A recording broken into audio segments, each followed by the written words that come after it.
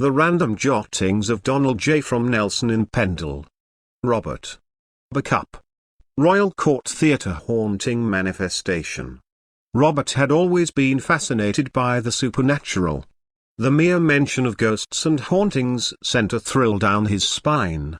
So when he heard about the Royal Court Theatre in Bacup, known for its haunting manifestations, he couldn't resist the opportunity to investigate it himself. Armed with his ghost hunting equipment and a heart full of excitement, Robert arrived at the theatre one gloomy evening. The air was heavy with anticipation as he stepped through the grand entrance, feeling a strange energy envelop him. He was determined to uncover the mysteries that lay within these walls. Robert began his exploration in the circle's seating area, where the Paranormal Activity Research Team of Lancashire had detected the presence of a woman named Kitty and a man named Jackson. As he carefully set up his equipment, he couldn't help but wonder about the stories behind these apparitions. Were they former actors or patrons who had left a lasting imprint on the theatre? Hours passed, and Robert's patience was rewarded when he felt a sudden drop in temperature and heard faint whispers in the air. He quickly switched on his digital voice recorder, eager to capture any paranormal activity. To his amazement, the disembodied voices of Kitty and Jackson filled the recording, as if they were reliving their past conversations. It sent shivers down his spine, but it also fueled his determination to delve deeper. Moving to the reception area, Robert encountered the presence of a doctor-like figure. The energy in the room changed, becoming heavy and foreboding.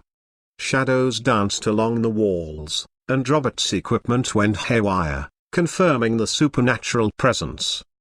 The doctor seemed to linger, perhaps trapped between realms, and Robert couldn't help but wonder about the unresolved story that tied this spirit to the theatre. As the night wore on, Robert ventured further into the building, encountering other unexplained phenomena. Doors creaked open and shut on their own, objects moved mysteriously, and he even caught glimpses of ethereal figures darting through the corridors. It was a truly surreal experience that both exhilarated and frightened him. But amidst the eerie encounters, Robert couldn't help but feel a sense of reverence for the spirits that inhabited the theatre. They were a part of its history, woven into its very fabric. He wanted to understand their stories, to give them a voice beyond the ethereal whispers and fleeting apparitions. Days turned into weeks, and Robert tirelessly researched the theatre's past. He discovered that a tragic love story had unfolded within these walls, involving Kitty, Jackson, and the doctor-like figure. The details were hazy, but it seemed that their intertwined fates had left a lasting imprint on the Royal Court Theatre. Driven by his findings, Robert organized a public event at the theatre, sharing his evidence and stories with an eager audience.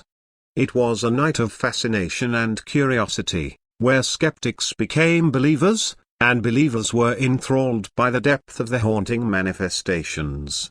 Through his research and dedication, Robert brought the stories of Kitty, Jackson, and the doctor-like figure to light, turning the Royal Court Theatre into a place not only known for its ghostly presence but also for the rich history and tragic tales that unfolded within its walls. From that day forward, the theatre became a pilgrimage site for those seeking to connect with the supernatural. People flocked to witness the paranormal activity, and the spirits that once remained hidden found solace in the acknowledgement of their existence.